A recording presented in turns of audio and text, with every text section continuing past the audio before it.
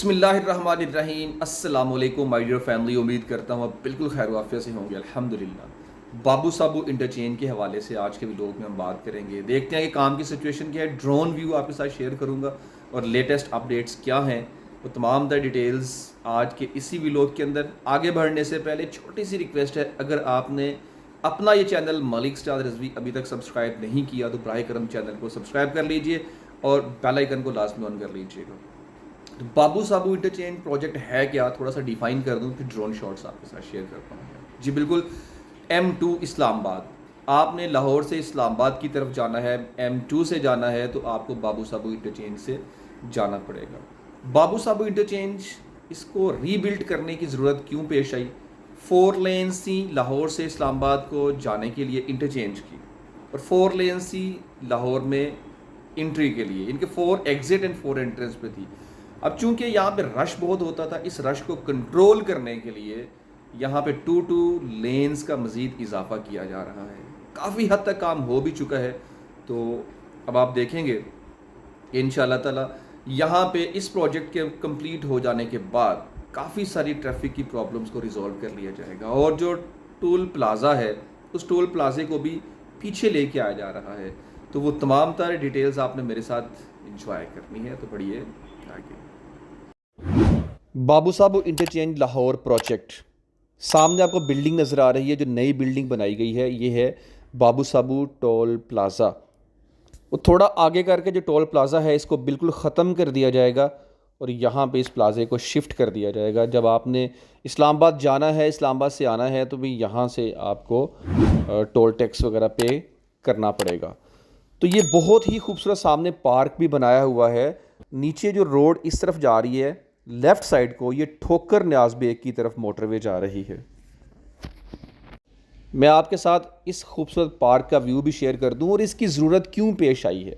Question ये है, जब आपने इस्लामाबाद से आना है, यहाँ पर जब आप पहुँचेंगे, ये लाहौर की मेन एंट्रेंस एंड एग्ज़िट है।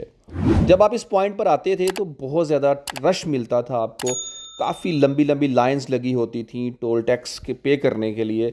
अब इस रश को ख़त्म करने के लिए यहाँ पे 4 लेन की बजाय 2 लेन का मज़ीद इजाफा करके 6 लेन्स प्रोजेक्ट ये कर दिया गया है।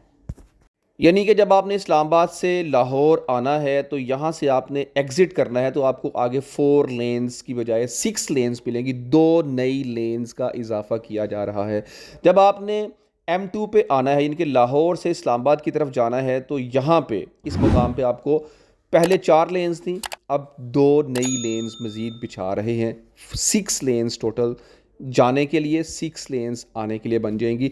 और ये बहुत ही खूबसूरत पार्क, माशाल्लाह, इस पार्क को सेव किया गया है, इसको ख़त्म नहीं किया गया। हाँ, इसके साइड पे मैं आपको जगह बताता हूँ जहाँ से जगह एक्वायर करके आगे 2 लेन्स मज़ीद इजाफा किया गया है। तो ये अच्छी बात है। हमारे M2 की एंट्रेंस एंड एग्ज़िट पे खूबसूरत एंट्रेंस बनाई गई है जो आने वालों को अट्रैक्ट करती है। सामने आपको नीचे जो लेन्स नज़र आ रही हैं, ये 2 नई लेन्स बनाई जा रही हैं। अगर यहाँ से आप लेफ़्ट साइड पे निकल जाएंगे तो आप बंद रोड पर जाएंगे और बंद रोड प्रोजेक्ट, आपको आइडिया है, वो भी तकरीबन मुकम्मल होने वाला है। बंद रोड से आपको किसी किस्म की कोई ट्रैफिक, कोई रश नहीं मिलेगा। ये बंद रोड आपको लेके जाएगी सीधा बत्ती चौक, रावी पुल के ऊपर, या महमूद बूटी वाली साइड पर जाना है तो आप बंद रोड से निकल जाएंगे। आपने अंदरून लाहौर में एंटर होना है तो आप फिर स्ट्रेट जाएंगे और सीधा जाके आपको चौक यतीम खाना मिलेगा। और यतीम खाने वाली जगह वो है जहाँ पे बहुत ज़्यादा बस स्टैंड्स हैं, लारी अड्डा है, यानी कि बिलाल ट्रैवल्स, डाइवो के सारे स्टैंड्स यतीम खाना चौक में ही है। और यहाँ पे बहुत ज़्यादा ट्रैफिक, गाड़ियों की आमदोरफ्त अभी भी है और ये रहेगी, क्योंकि मेन अड्डे इनके गाड़ियों के यहाँ पे हैं। तो इसलिए आपको टोल टैक्स क्रॉस करके सीधा जाना है तो आप इस अड्डे पर चले जाएंगे जहाँ पे डाइवो वगैरह के स्टैंड्स आपको मिलेंगे। तो पर्सनल अगर आप अपनी गाड़ी पे आते हैं तो मैं ये रिकमेंड करूँगा, कभी भी आप चौक यतीम खाना की तरफ ना जाइएगा, क्योंकि वो एरिया है जहाँ पे बहुत ज़्यादा रश आपको देखने को मिलते हैं। सारी हैवी ट्रैफिक इसी रोड पर आपको मिलेगी, इसलिए उस तरफ ना जाइएगा। ये जो नीचे की तरफ मोटरवे जा रही है, ये ठोकर न्याज बेग की तरफ जा रही है। आपने ठोकर जाना तो आप इस तरफ निकल जाएंगे।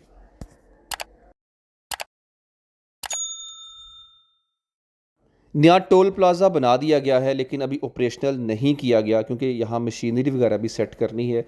रोड वर्क की बात करें तो रोड पर भी अभी काम होना है, अभी इनकम्प्लीट वर्क है। अब देखते हैं कि काम कितनी जल्दी यहाँ पे ये कंप्लीट करते हैं। तकरीबन 1 मंथ के अंदर अंदर पॉसिबिलिटी है कि इस काम को ये मुकम्मल कर लिया जाएगा।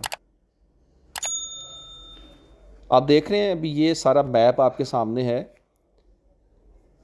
वो सामने आप देखें जो इस तरफ को आ रही है, सबसे राइट साइड पे जो लेन आ रही है इस टोल प्लाजे की तरफ, उसके साथ एक नई लेन बनाई गई है।